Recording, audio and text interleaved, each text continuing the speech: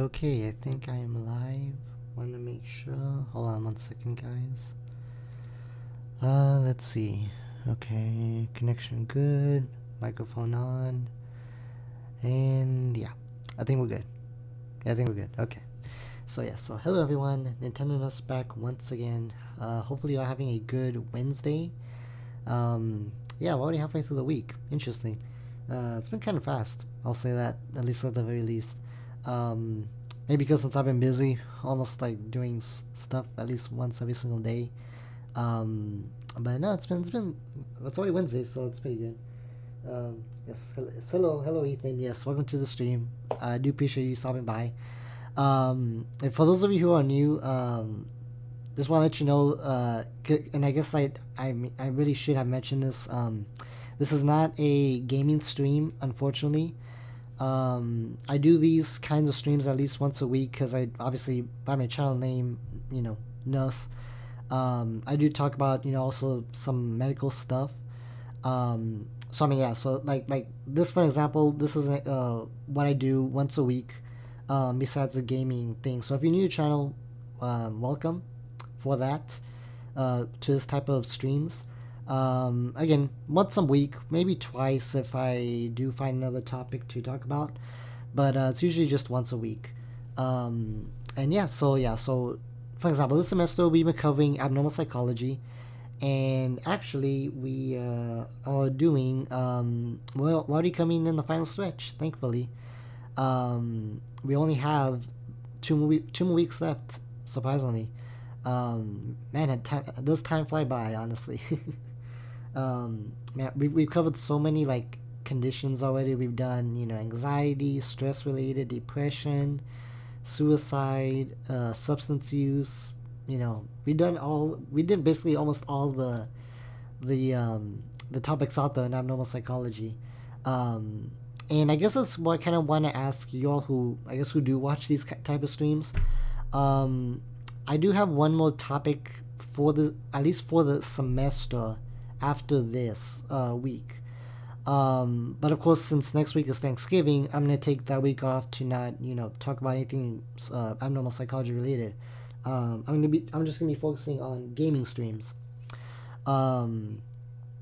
So yeah, that's why. But I guess I want y'all's opinion. And the reason why is because after not next week but the following week for the last topic, we'll be pretty much done in terms of animal psychology. However, there's still some chapters in the book that covers like different other types of disorders that I guess my class does not really go over, but I am also still interested in it. So, for example, like we haven't really gone over like age-related, mental health disorders like ADHD, autism, Alzheimer's, dementia, all that kind of stuff. So I kind of want y'all's input. Like, if do you want to like see more, want to know more about that kind of stuff too. Let me know in the chat or in the comments if you're watching this after it's over. But yeah, I definitely would love your input on that. Again, it's more of an option for those. It doesn't really cover like they're not really goes into details, but some of them are like a bit more on the uniqueness side, to say the least. But yeah, so let me know if you want me to continue like do the additional chapters. I guess there'll be like bonus discussions, you can say. So if you really want to, continue on learning about this type of stuff, let me know. Let me know if you want to see more of that, even when my class does officially end. That way, maybe like during the December months, we can still continue that. And I think by the end of December, we should already be completely covered already in abnormal psychology. Because I think we've only skipped maybe like 3-4 chapters the most. So it's like an additional 2 or 3 subjects left over for me to talk about. But yeah, definitely let me know on that, what y'all's opinion is. But how's everyone doing today? For those who are watching, hopefully your day has been going well. Welcome again to the stream for those who are new. Yeah, hopefully all are doing well. Again, Wednesday, excited. we're already halfway through the week and all that good stuff. So yeah, so today's plans are just to, obviously this discussion, and then later on tonight, I want to go back into gaming. We're gonna move from Pokemon, starting today, and we're gonna be actually. Let me switch this camera. I feel like it's a little bit too low. Sorry about that, guys. Okay. Yeah, we're gonna be moving from Pokemon for these next couple of streams, and go back to some other games that we haven't really touched based on in a while. One, for example, Wing Fit Adventure. So that's gonna be a bit of a workout. But yeah, so we're gonna be doing that, and but yeah. So besides that, I think that's all I want to do as far as like announcements. I will be, I will be doing tonight's stream, but then I think tomorrow I'm gonna take the day off. I think so, and then Friday maybe as well, depending on how busy I am. Because I know on Sunday I'm actually gonna leave out of town for some quick appointments that I do have out of town. So I probably won't be back until Monday evening, and so yeah, there'll be like, I guess, like I may do one more stream after today, either on a Friday or on a Saturday. But it just depends on my schedule, if I can fit it in. So I guess after today, there won't be any planned streams until next week. But of course, I'll let y'all know ahead of time. Just keep lookout. Social media is also on there. And that way you can keep that, keep it together. Keep any future updates together. Okay, let's see real quick. So bye, guys. Okay. So today we're gonna be doing this week's discussion is gonna be something that even I never heard of. And honestly, yeah, actually these last two topics, which including this one, I never heard about them. I mean, I've heard about them, but not really knew the basics of what they mean, if that makes sense. Because it's not like anxiety, it's not like stress. I mean, I'm pretty sure everyone kind of knows like at least the basic definition of anxiety, stress, even depression, perhaps. But yeah, I mean, schizophrenia. That's something I'm pretty sure not everyone really does know about. Even myself initially, before I started before I learned this week's chapter, and at least to kind of give you like a broad definition in general, it kind of is a serious condition where the mind does play tricks on you, and it slowly deteriorates a person's ability to do everyday tasks or functions. Again, that's like the round picture definition. But yeah, we're gonna go into more details on that, and of course, I think we'll get started. Okay, so of course, if anyone has any questions, let me know. Always feel free to answer. Yeah. So, but anyway, yeah. So of course, like always, I start. I have my ebook open, and of course, it kind of helps me give you all like the examples and some of the like the basic stuff that I want to let you all know about the conditions. So, like always, I always like to start off with the case study, the opening case study for the chapter for this discussion, and yeah, we'll start off with that. So, open quote. Loa, 40 years old. Loa's desire was to become independent and leave home as soon as possible. She became a professional dancer at the age of 20 and was booked for theaters in many European countries. It was during one of her tours in Germany that Loa met her husband. They were married and went to live in a small town in France where the husband's business was. She spent a year in that town and was very unhappy. Finally, Loa and her husband decided to immigrate to the United States. They had no children, and Loa showed interest in pets. She had a dog to whom she was very devoted. The dog became sick and partially paralyzed, and veterinarians felt that there was no hope of recovery.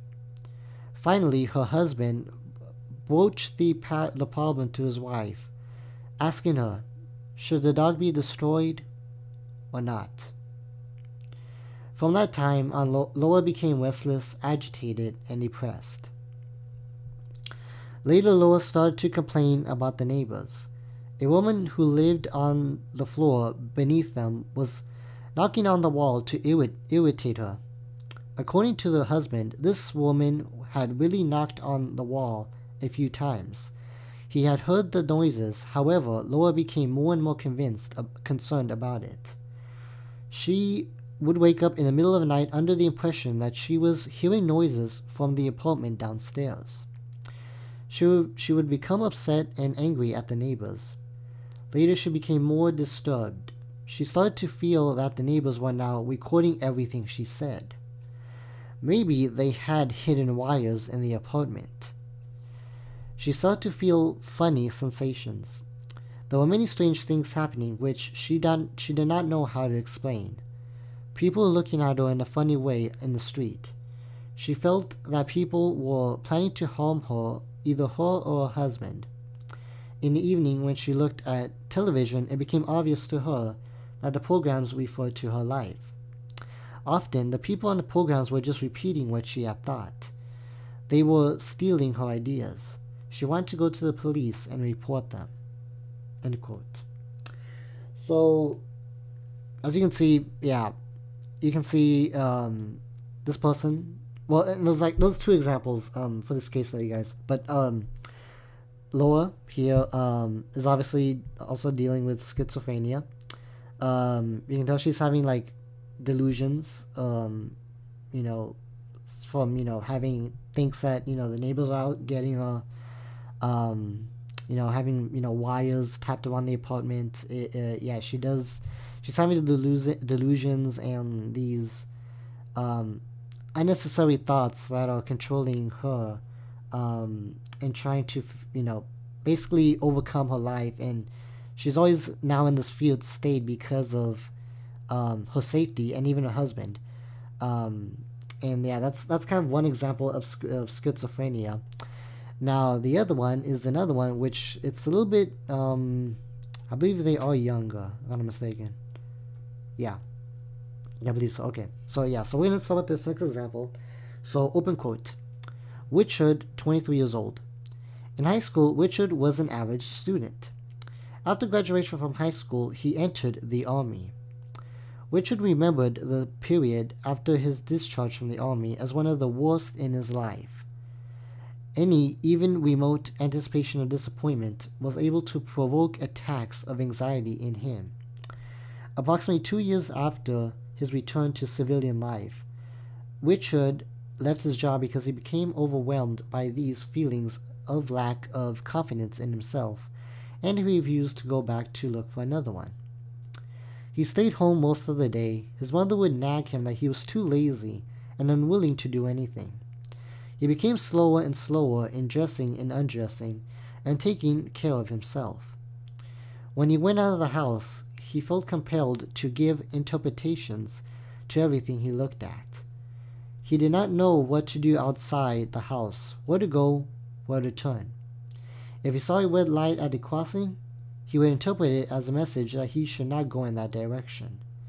If he saw an arrow, he should follow the arrow, interpreting it as a sign sent by God that he should go in that direction. Feeling lost and horrified, he would go home and stay there. Afraid to go out because going out meant making decisions or choices that he felt unable to make. He reached the point where he stayed home most of the time, but even at home he was tortured by his symptoms. He could not act. Any motion that he felt like making seemed to him an insurmountable obstacle. Because he did not know whether he could make it or not, he was increasingly afraid of doing the wrong thing. Such fears prevented him from dressing, undressing, eating, and so forth. He felt paralyzed and lay motionless in bed. He gradually became worse, was completely motionless, and had to be hospitalized. Being undecided, he felt blocked, and often would remain mute and motionless, like a statue, even for days. And then, unquote. So again, another case of schizophrenia. Delusions, obviously by thinking, by thinking, for example, stop sign means not to go that way. Um, if they see an arrow, they have to follow it no matter what. Yeah, it's basically and then of course, since this one's a little bit more critical in terms of the physical aspects, he's sluggish. He can't dress himself quick enough. He can't undress himself, eat, hardly do anything. He feels paralyzed, that he can't move at all, and he feels like he's in a stuck situation where he can't control himself. So yeah, that's another example of schizophrenia, and yeah, it really does affect a person's both physically and emotionally, even I guess even more harder than any of the other conditions we talked about in the past. I would say, and because a lot of the people, well, in general, from what it says in the book, is that not that many people, I guess, attend to or care for the people who have schizophrenia. They often like felt ignored, and they tend to always feel, isolated, like alone, like they don't like they just can't do anything in their life, and they're just kind of like with Richard, those statues. They really can't move, and they can't really function anymore in this world eventually. So yeah. Um. Okay, I'm getting a call. I don't think that's okay. Sorry about this. I don't know what that. I'll ignore that for now. Um. Yeah, but that's what schizophrenia is in a nutshell. And now we actually start with the lesson. And surprisingly, this lesson is actually short. It's not going to be that long. And one reason is because this chapter, this disorder is kind of divided in two chapters again. However, unlike the depression one, we're only covering like the causes, what it is, and what the condition is and the causes. We're not really going to go over the treatments, at least in class, which I don't know why if we did for depression.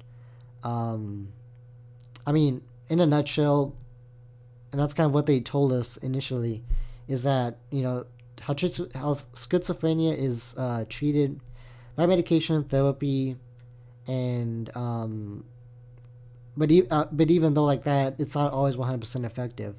That's all the definition they gave us in terms of treatments. Which again, I'm kind of puzzled as to why we're not going over the treatments in the next chapter for class. But well, I guess that's at least to give you all the nutshell. That's in general how they treat it by medication, therapies, and all that good stuff. But yeah, so we're gonna just focus on schizophrenia in terms of the what it is and the causes. And of course, if you have any questions, regarding like the treatments, feel free to let me know. I can look it up, and or I can read the next chapter and maybe do a separate discussion on that. But we'll see. We'll see on that one. Anyway, so people with schizophrenia. The funny thing is with people with schizophrenia, they usually are just they're not really. They're not different from anyone. They actually function pretty well, and they never had any problems. Usually before the onset of the disorder came into play. So basically, what schizophrenia is, it's isolated wilderness of visual thoughts, visual unusual perceptions, odd thoughts, disturbed emotions, and motor abnormalities, which means they have trouble moving, in other words. And then I was skipping that part. Okay, yeah, that's fine. So I used to kind of start off with the symptoms, or they call it checklist, but these symptoms have to at least be for 1 month, and that's to be 2 or more of these symptoms. It'll either be delusions, hallucinations, disorganized speech, very abnormal motor activity, or which basically, in other words, like they can't move again, the bodies that well, like they used to, and negative symptoms. And at least one of the symptoms has to be delusions, hallucinations, or disorganized speech in order for it to be considered schizophrenia. And let me see. Beyond this, okay, no, it's not fine. They basically had to display some degree of impaired functioning at least 5 more months. So in other words, in total, you had to have 6 months of schizophrenia to even be, 6 months of symptoms of schizophrenia to be fallen under that condition. And yeah, so because it is kind of like a gradual type of disorder that it does get worse if it's not treated. And for example, so kind of going into like the condition itself in more details, people with schizophrenia develop psychosis, which is basically to make it a little bit easier. It's losing in touch with reality. For example, they're in their own world. They function their own ways without even knowing themselves. And the mind plays tricks on them by saying that they're actually functioning correct in the world, which in reality they're not. And that's what psychosis technically is. And of course, they may not be able to function at home with friends, school, work, etc. Just on psychosis alone. Of course, they can have also, like I mentioned, hallucinations, which is false perceptions, or delusions, which is false beliefs. And they may withdraw into obviously a private world where they basically disconnect from the whole world as them. I can skip that part. Yes, okay, now we'll skip that part. Okay. Let me see. Yeah, I don't want to mention anything that is not related to you. So, okay, here's something. Schizophrenia is technically considered one disorder. However, there can be there can be similar psychotic disorders that is related to schizophrenia, but they have their own category, if that makes sense. So, hold on, guys. Okay. So for example, these are some types of categories of schizophrenia, all the different disorders that they can have, which is, the main one is schizophrenia, which is obviously psychotic symptoms such as, again, delusions, hallucinations, speech problems, inappropriate affect, and they have to last 6 months or more. Then there's other conditions such as brief psychotic disorder, although it's kind of weird because they really don't talk too much about these types of conditions. They give like a general definition of it, but they really don't like go into details in these chapters for that, which it's also that's a little bit of a weird sign. Either way, another one is brief psychotic disorder, which basically it's psychotic symptoms. Again, like delusions, hallucinations, disorganized speech, restricted affect, but these only last 1 month. That's why it's called a brief psychotic disorder. Now, another one is called schizophreniform disorder, which is basically the same thing, but it only lasts 1 to 6 months. So it's like it's kind of like the middle ground between, brief psychotic disorder and actual schizophrenia itself. Which I know it may sound confusing, but it kind of goes like into, I guess the main point is where they, and I'm looking at it, I guess I'll just say like this. It just depends on the length of time that it affects a person. Either it happens very briefly, maybe a couple of weeks only. It can last a month, that's something else. If it lasts from 1 to 6 months, that's something else. And if it lasts over 6 months, then that's actually schizophrenia itself. But yeah, that's kind of what it means as a whole, at least these disorders. And that's all I can say about at least the category of them in general. So approximately 1 every 100 people always will have schizophrenia.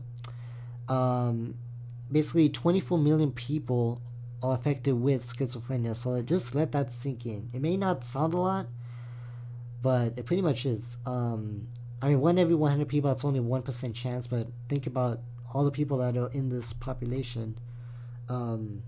It's quite a bit if you think about it. And of course, there's actually 2.5 million people in the U.S. alone that is affected by schizophrenia. So that's pretty interesting to think about. In addition, people obviously have an increased risk of physical or fatal illnesses, and generally they live like about 2 decades or 20 years younger than other people who don't have the disorder. So they have a shorter lifespan per se, and they only last for maybe again 2 hours at most. 20 years less than what a normal average person would be. Let me look something real quick. Okay, yeah, I guess later. And of course, people. Let's see. So this kind of goes back with what we've talked about a little bit in the past, and that's with suicides. Of course, we're not gonna go into like that dark subject again. But just to kind of like a key point note here, people with schizophrenia, they are much more likely to attempt suicide than any other general population.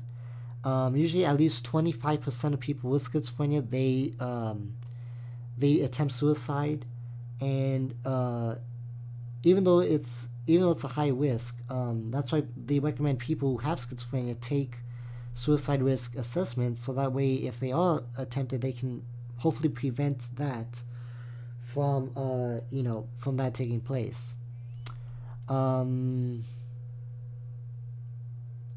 Okay, no, we'll skip that. It's more like the causes are a little bit more later on. I don't want to go over that too much.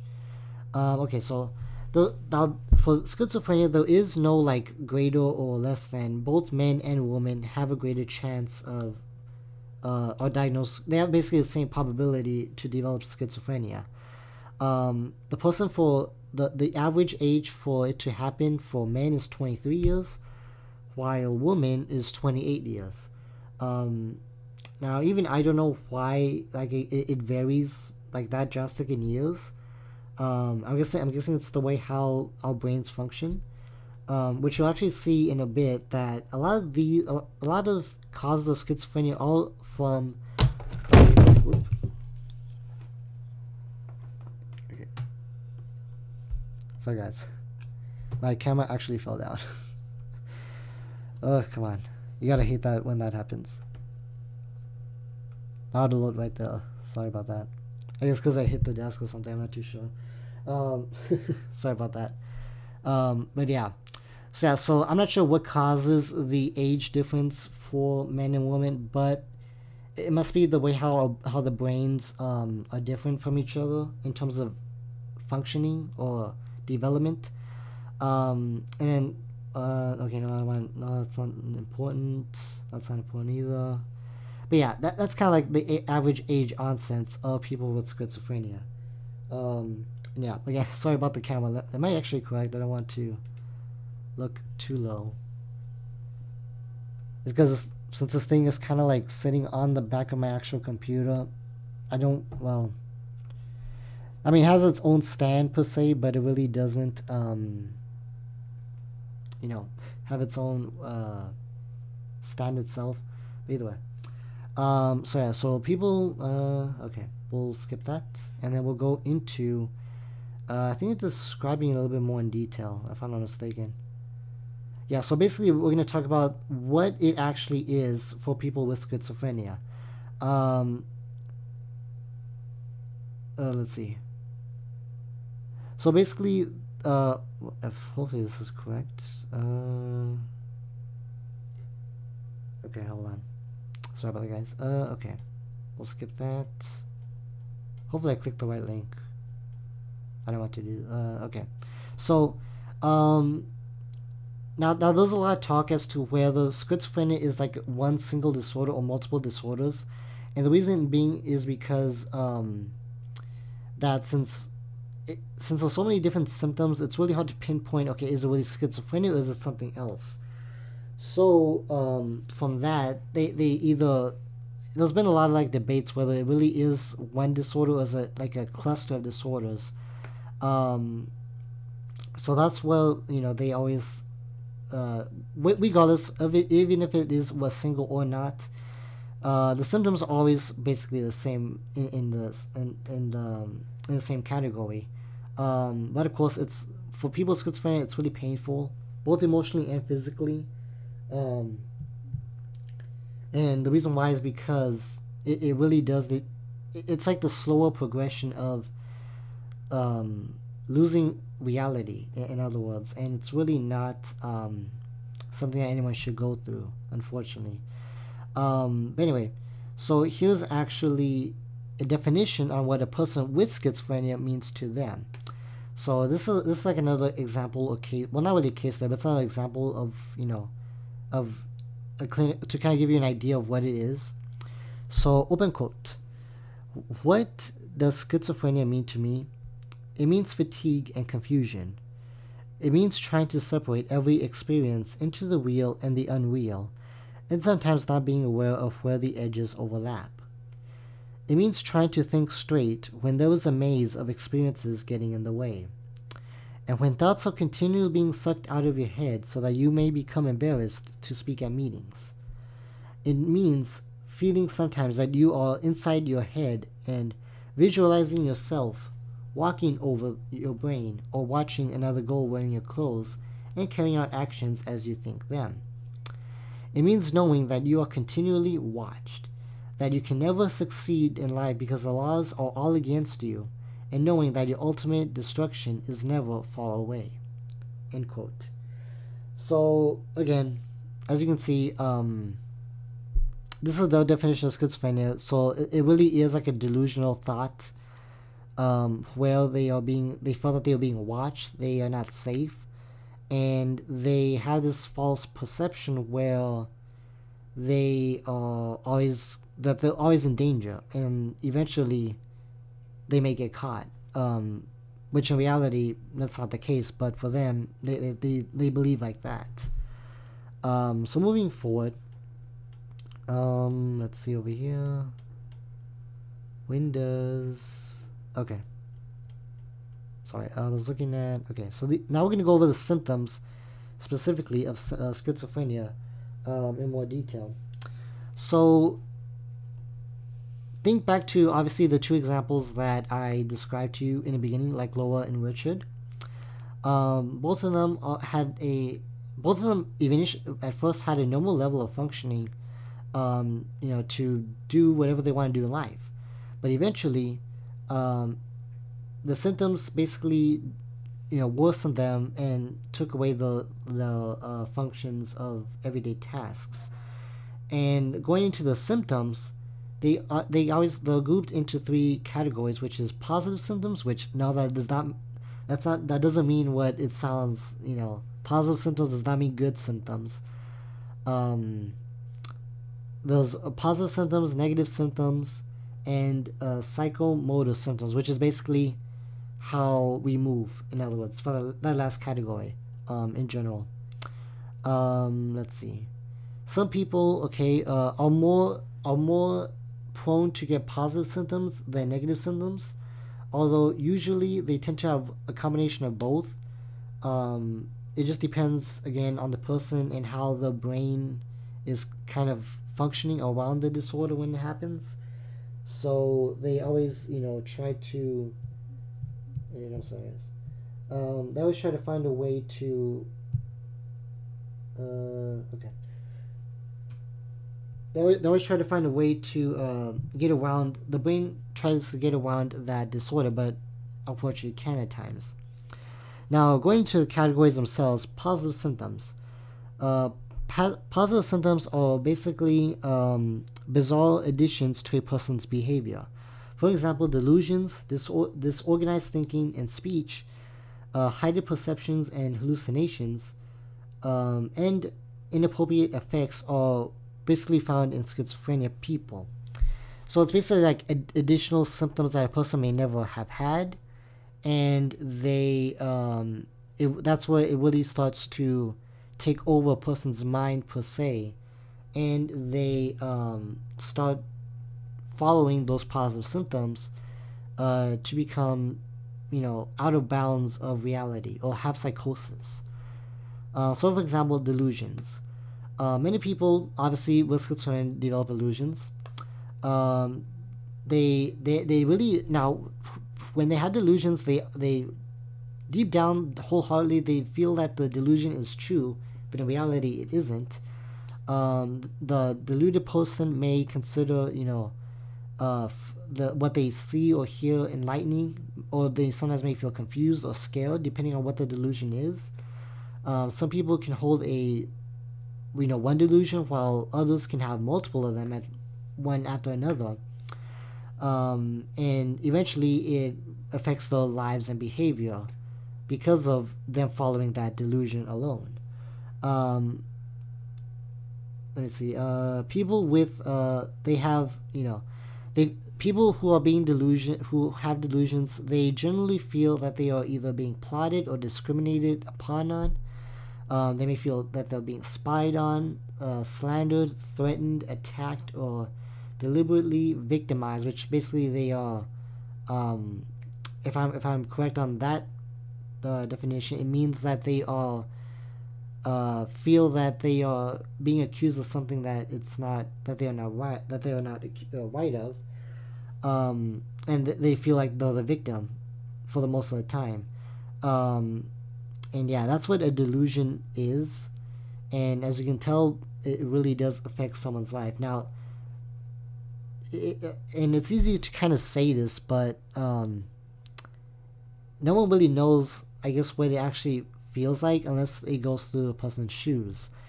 Now, obviously, having schizophrenia is bad in the first place, but yeah, it really it's easier, well, not easier said than done. It's just it kind of is hard to, I guess, explain like in reality what it is unless someone actually sees it or some type of connection with the disorder itself, because it really does paint a whole picture in terms of like how it affects a person's life and how it deteriorates them. But yeah, but anyway, I was going a little bit off sidetrack there, but that was delusions. Let me see. No, we'll skip that part. Okay, so now this is where it gets a little bit interesting. And this is where disorganized thinking and speech come into play. And just by the name of that, it means it basically it means what it means, where they can't think straight and the speech is almost inaudible. Well, not inaudible, but incommunicable, meaning that it's almost impossible to understand what the people are trying to say, if that makes sense. Oh, hey Lily, what to leave for the bond? What about the slate to see if VO can help us? Oh, hey Lily, how you doing? That's fine. Welcome to the stream. Do appreciate you stopping by. No problem for being late. Let's see. I can't stay though because I'm about to leave for the bond. That's fine, Lily. No problem. Thank you for stopping by. Have you heard about the stage to see if VO can help us? I don't know about that, Lily. I didn't even know there was actually VR for schizophrenia. Again, I kind of only like do what I kind of like learn what my book says. Although, what was I gonna say? Although, if there is like outside research, I may look into that. I didn't know about VR. Maybe that is true. If that is, I'll definitely look into it. But who knows? Yeah, that could be a possibility. Yeah, definitely will. Yeah, definitely will. Yeah, look it up at some point. Yeah, yeah, that's definitely interesting. Never heard about that. I know VR is good for PTSD people. But I didn't know about also schizophrenia, so I definitely will look that one up. Thanks for the advice on that one. You see, I'm actually glad that that you told me about that, because now I'm interested in learning more about it, and that's something I actually want to do that too. So yeah, so I'll definitely do that. Yeah, going back into this. So yeah, so schizophrenia is for disordered thinking and speech. Yeah, it really does affect a person's way of communicating with others, and pretty much thinking altogether. They can speak in particular ways. These, which is called formal thought disorders, it can cause great confusion and make communication extremely difficult, to the point where the person may not even be able to speak anymore because of how distorted or disorganized the speech is. Oh, I gotta go now. That's fine, Lily. So long. Hopefully, thank you so much for stopping by. Yeah, hope to see you later on tonight's stream, hopefully. But if not, I'll definitely see you next time. But anyway, guys, yeah. That's what makes it difficult for that. Other disorders can take the form of positive, obviously, loose associations, perservations, and clang, which I don't think I've actually looked up what those are. But yeah, it kind of basically means other types of communication positive symptoms, communicative positive symptoms. Now this section right here, it caught me by surprise just by how the example is showed, and I really hope you all are at least pay attention to this one, because this is where I was like, wow, it really does like sound serious when you think about it. But before that, I have this like little intro to talk about. Let me see real quick. Oh, we did. Okay, sorry about that, guys. Hold on. Sorry about that.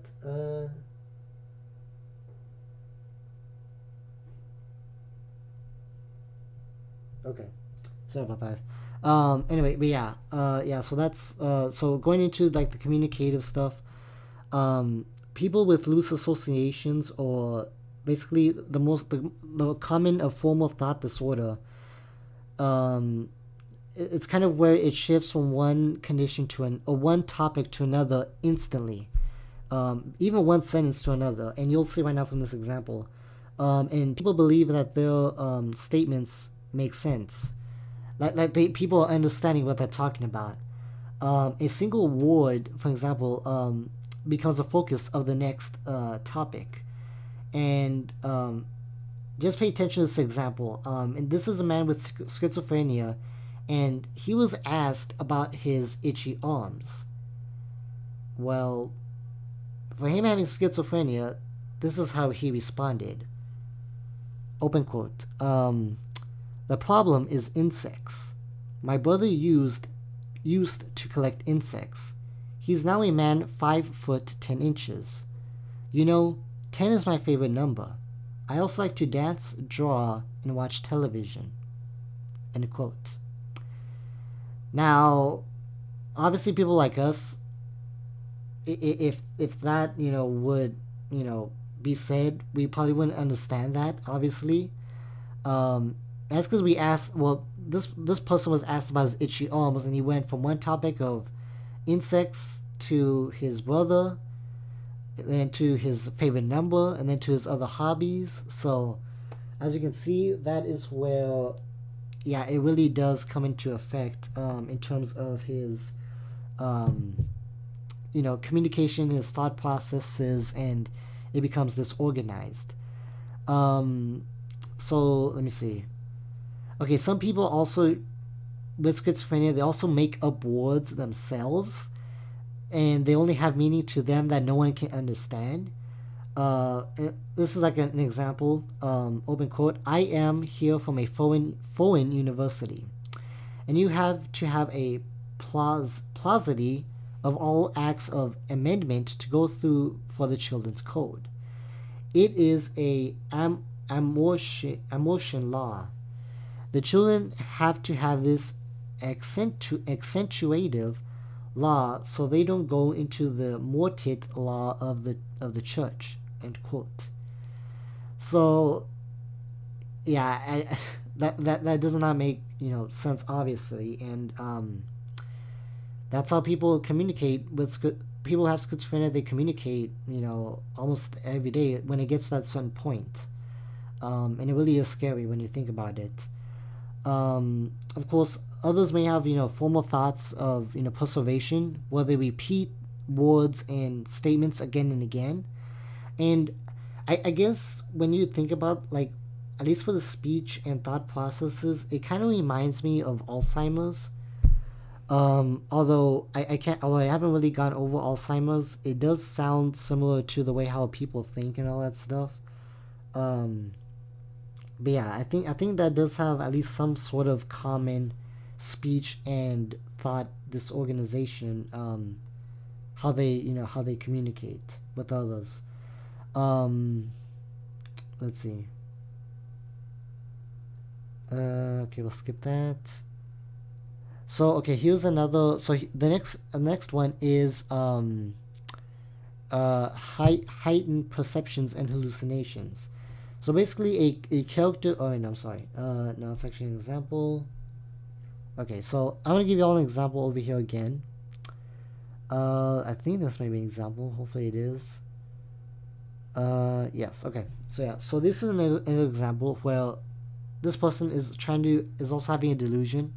Sorry, hallucination. And so open quote. Everything seems to grip my attention. I'm speaking to you just now, but I can hear noises going on next door in the corridor.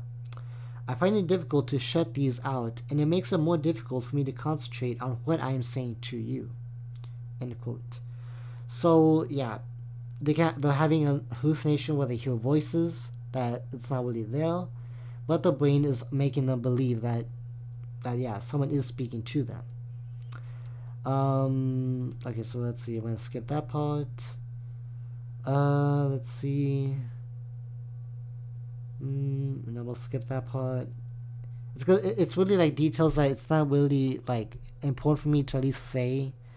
And that's why I kind of like go through through the book too, just to make sure I don't want to say stuff that either it doesn't really apply to like everyday now everyday what is it everyday common health topics. So no. Okay, so another hallucinations like I mentioned. Okay, so a lot of people seem to have auditory hallucinations, which is the most common form of because there's different kinds of hallucinations, and yeah, auditory hallucinations are the most common ones that people have. Is there anything else? Okay, no, I don't think that was about it for auditory. But here's another example about auditory hallucinations. So the voices, open quote, the voices were mostly heard in my head, though I often heard them in the air or in different parts of the room. Every voice was different, and each beautiful and generally speaking or singing in a different tone and measure, and resembling those of relations or friends. There appeared to be many in my head, I should say upwards of 14. I divide them, as they styled themselves or one another, into voices of contrition and voices of joy and honor. End quote. So yeah, so that's for example, that's kind of what it is, like auditory hallucinations, and yeah, so yeah, they feel like these hallucinations. They hear them. They hear voices that the brain is making the right perception, but in reality they're not. That's what hallucination is. Let's see, can involve other senses. There can be other type of hallucinations such as tactile, where it can be a form of tingling, burning, or electric shock sensations. There's also somatic hallucinations, which is something that's happening inside the body, like a snake crawling inside one's stomach. Which I mean, I guess hopefully that's a little bit too not something that will take in the stomach too lightly. There's also visual hallucinations that may have perceptions of colors or clouds, or even distinct visions of people or objects. There's also gustatory hallucinations, where they feel that the food or drinks may taste differently than what other people would say. And people with olfactory hallucinations, they can smell stuff that no one else can smell, such as the smell of poisons or smoke, for example. Yeah, so let me see. Okay. Let me see, what time is it? Okay, guys, I need to do something real quick. I keep getting some calls, so I'm gonna need to step out for about 5 minutes, 5-10 minutes. I should be right back. But sorry about that, guys. We'll be back.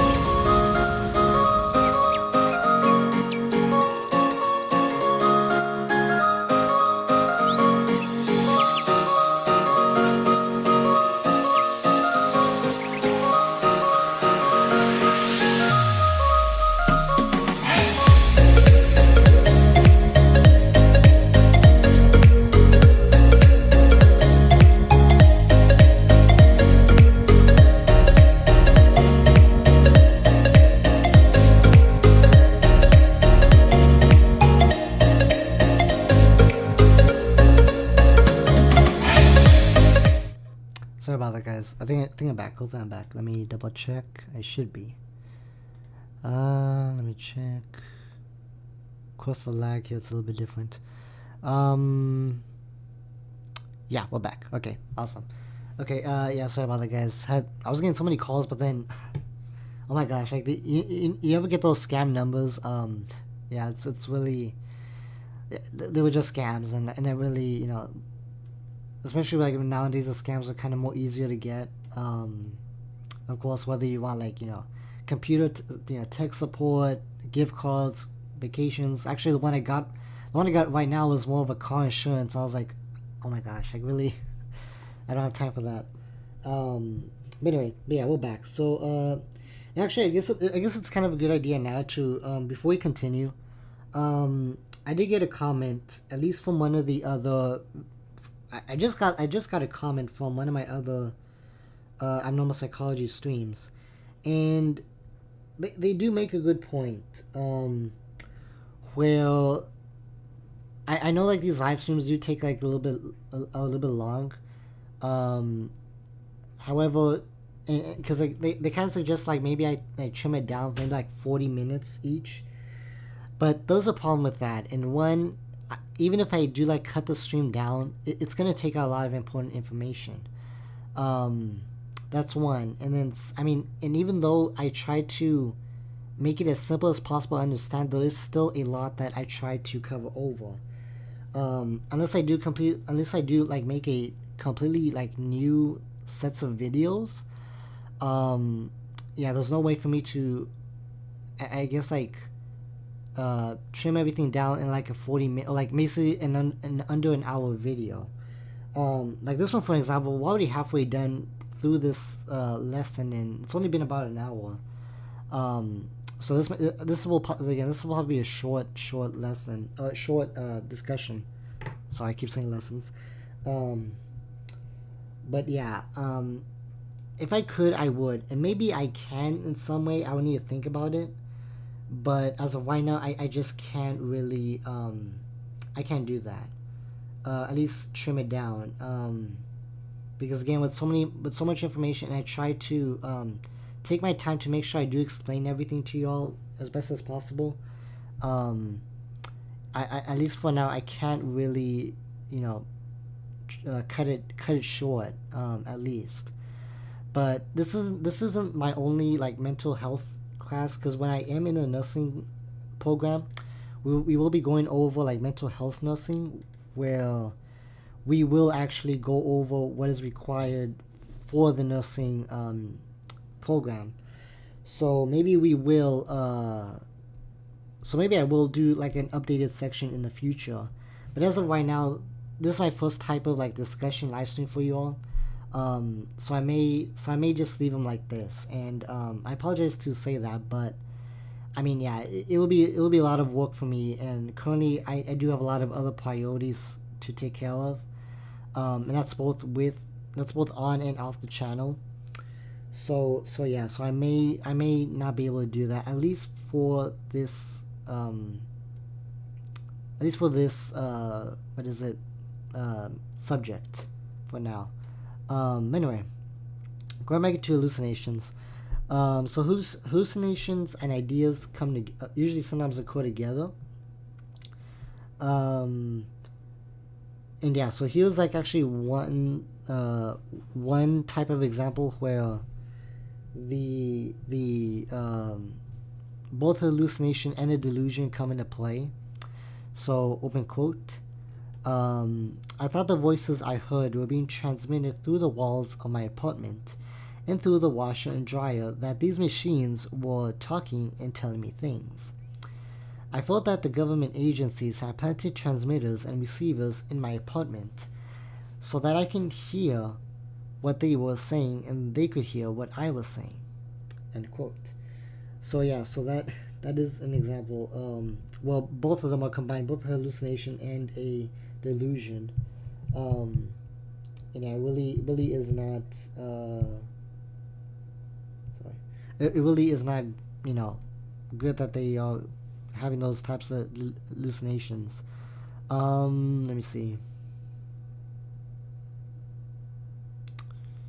Okay, no, it's not really what. No, that's not really important for me to say. Negative symptoms. Okay, well, yeah. So next category is negative symptoms, which is where basically pathological deficits of a person. Basically, in other words, it's like a lack of speech, blunted and flat affect, loss of validation, and social withdrawal, all basically negative symptoms of schizophrenia. And these defects usually affect a lot of people's life and activities. So yeah, they do have a lot of unfortunate, that's why they are called negative symptoms in the first place. Yeah. Well, that's how it is.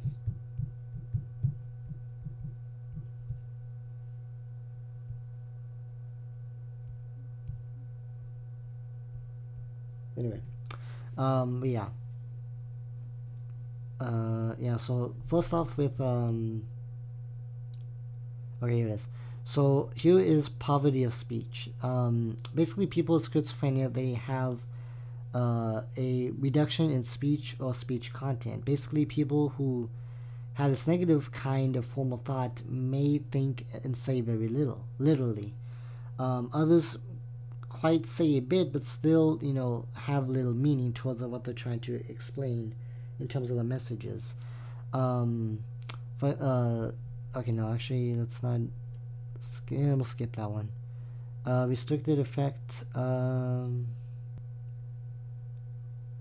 Okay, let's see. So basically, another symptom is restricted affect, where they basically show less emotions than others. They don't show happiness. They don't show anger, sadness, surprise. They don't show any of those emotions, and it's called the flat effect, where eventually they show no emotions at all. And from there, they have a lot of unfortunate like facial expressions, and people have trouble understanding whether how it affects them. Let's see. So of course, people also with schizophrenia, they may feel apathy, or they have the drained of energy. They don't have any interest in their personal or social lives. They don't let me see. They don't have they have conflicted feelings about most things. So because of also on top of that, distorted thinking, they obviously they will be understandable that they have mixed feelings, and confusing what they should do or not. And of course, the last one is social withdrawal. Now, obviously, like the word says, they tend to isolate themselves from social environments. Since the ideas are usually confused, and they lose a sense of reality. And since they lose a sense of reality, they basically isolate themselves to feel on their own, and they don't have a good they don't have a good perception of who they are anymore. So because of that, they isolate themselves. They don't talk with friends, not even family members sometimes, and they're just usually alone. So they have breakdown of social skills, ability to recognize other people's needs and emotions accurately, and basically how to communicate with others. That's how they always that's how they lose their own way of communicating or socially. And the last category is psychomotor symptoms. People with schizophrenia, they experience those type of symptoms, which basically it's awkward movements or repeated gestures that seem to have a purpose that only people with schizophrenia can understand, and not really the others will understand what they're doing. They have ritualistic or magical. Let's see. The psychomotor symptoms. They may take extreme forms. They basically stop responding to their environment, remain emotionless, and stay silent for long periods of time, which literally, like, I think one of the examples we read, I think it was one of the very first ones in the opening chapter, they just stay silent and they don't move at all for long periods of time. Actually right here, it's briefly mentioning again, which is Richard, and they stay in the bed for days, and they don't talk at all as well. So people with may have a upright posture, for hours, and resist efforts to be moved. Let's see. And again, they may have different positions that we don't know. For example, there's one where it's a 90-degree angle, having the arms out 90 degrees. They may have different, positions. They can have. Sorry about that. Sorry about that, guys. Of course, with the messages. But it's a little busy afternoon. I'll say that, guys. Okay. Sorry about that. Okay. And then, so then they can spend hours just standing in different positions, that may seem weird to us, but to them it's completely normal. And yeah, that's another that's another way of that's another symptom of psychomotor symptoms. So for that's about it. Now, now those are now obviously with schizophrenia, it obviously gets worse as time goes by.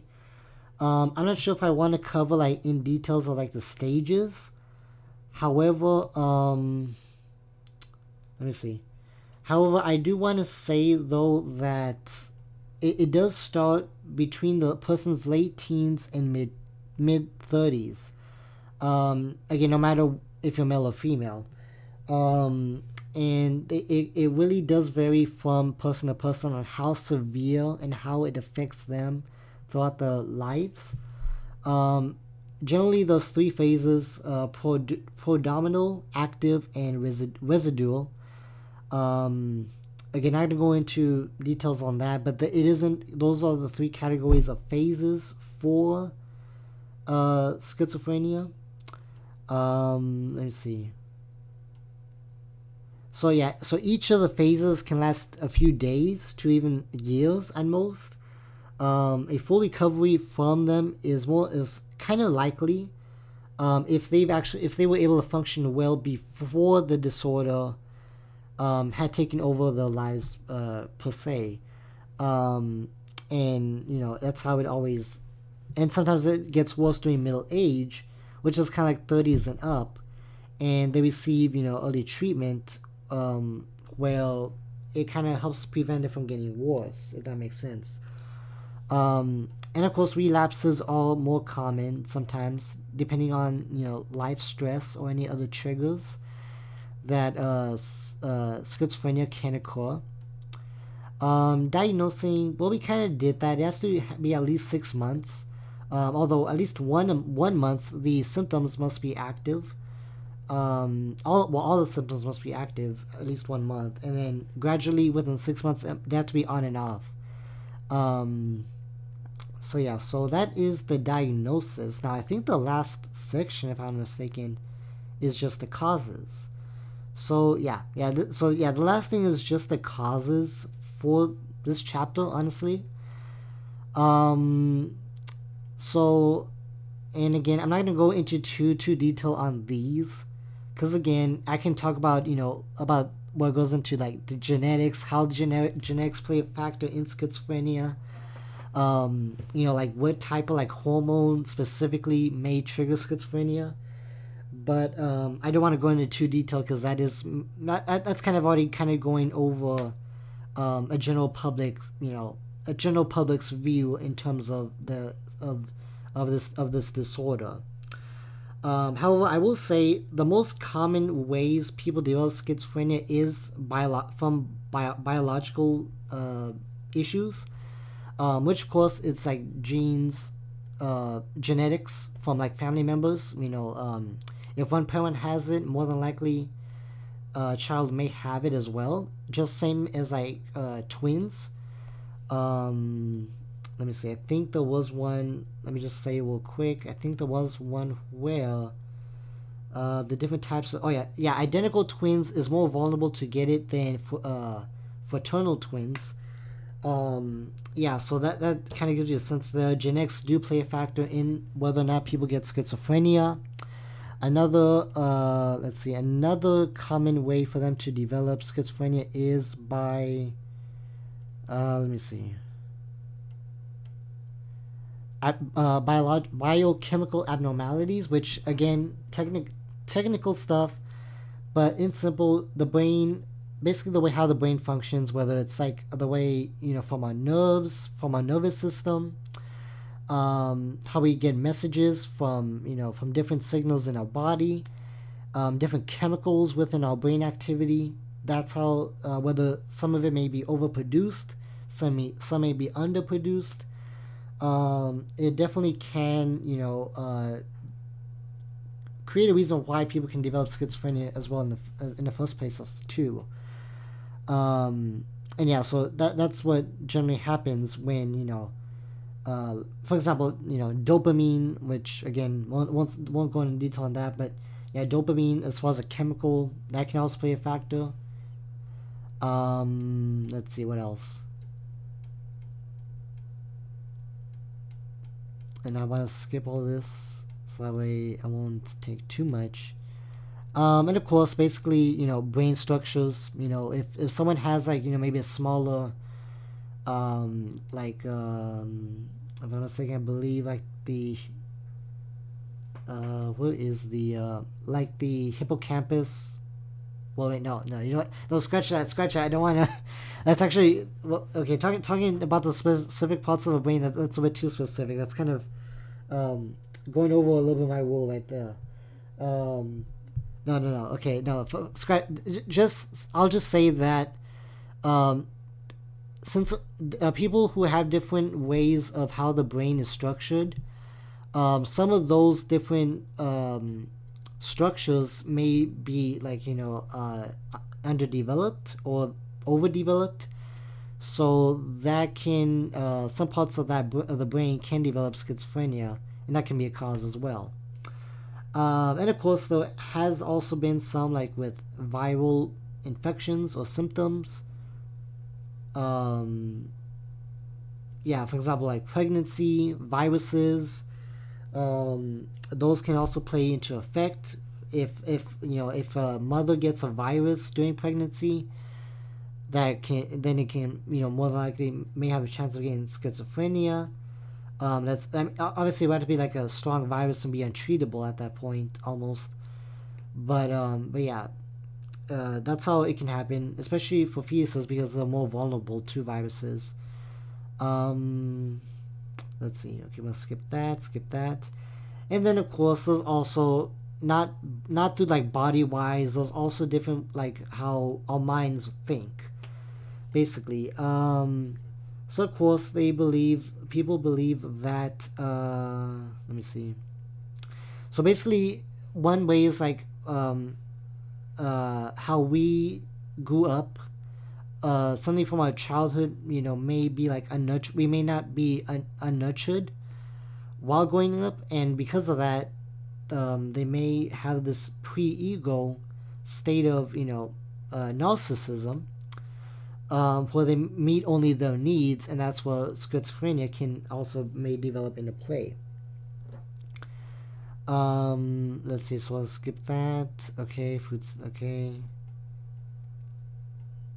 Okay, behavior view. So, surprisingly, schizophrenia can also basically be a learned behavior, which is, of course, conditioning and principles of reinforcement can cause schizophrenia.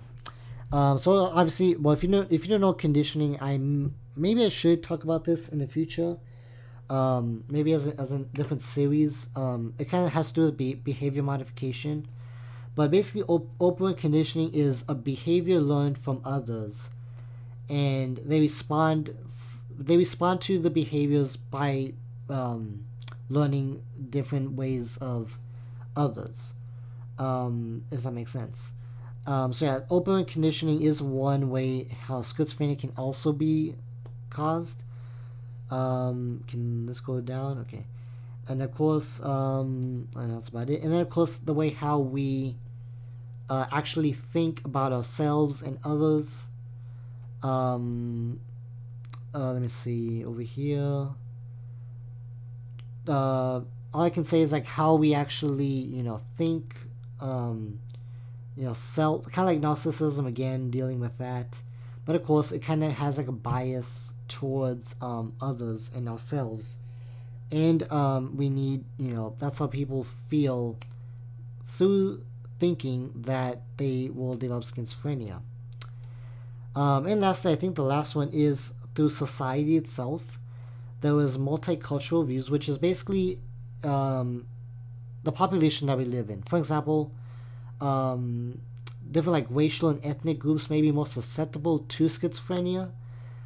Even economic statuses may also develop schizophrenia.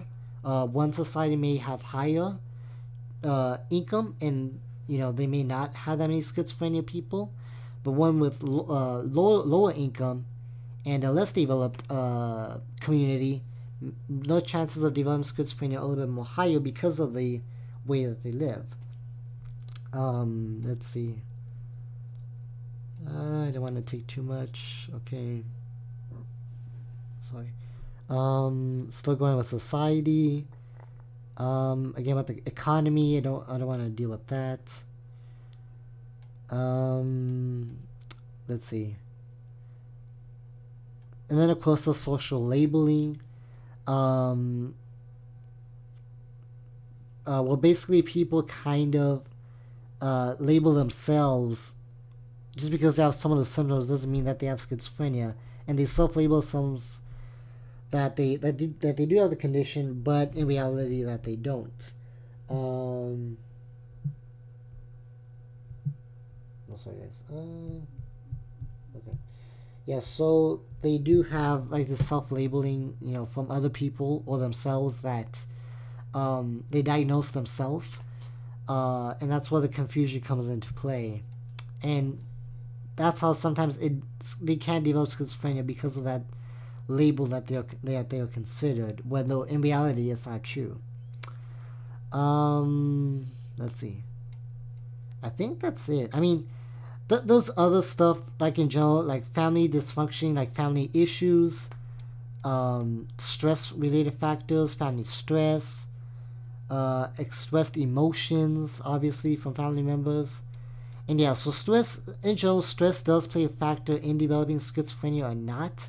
It really does depend on the person and how they handle the stress in the first place. And that's why I feel like stress really does play a factor in a lot of these conditions that we have talked about in the end. And that's because it really does come into play. For example, stress develops anxiety, stress develops stress-related disorders, like PTSD, for example. Stress can also develop depression, eating disorders, and I mean, yeah, stress itself alone is just a factor of many different conditions that it can form, like schizophrenia, for example. So, besides that, I think that was actually about it. There wasn't anything else for me to say in terms of, again, we don't go over treatments because for some reason the class that the schedule, we're not going to go over the treatments of schizophrenia. Just know that in general that how we cure it is by medication, therapy, or any other forms of common treatments for psychological symptoms. Maybe I will learn about that myself sometime in the future, but as of now, that's all I can say about the treatments of it. Is it fully curable? I don't believe so. Like it can be improved from treatments, but people can have relapses of the symptoms, and it can get worse in a long time. Even if it is getting treated, it's not 100% foolproof. But yeah, so that's all I can say about schizophrenia and the disorders itself. Yeah, I really can't say too much about it. Because there's really not much else for me to talk about. I guess for example, like what Lily said earlier in the live stream, if you have not checked it out, or if you haven't seen a comment or her chat, she did mention about what is it? VR can help schizophrenia patients, which actually, let me actually double look at that. Okay, wait, hold on. Okay, and actually, I think I can see why I never did. Why I may not know about the VR, because I will not go over the treatments, at least in the class. But maybe it does help also with schizophrenia. I don't know. That's something to look into if you want to learn more about schizophrenia. But anyway, guys, yeah, I think that's it. Like I mentioned, this was gonna be a short stream, only because there really wasn't much to go over in terms in details. I could have gotten more in details, but the more details I feel like I'm getting into, the more it may be a little bit harder to understand. Even though I do try and break it down as best as possible.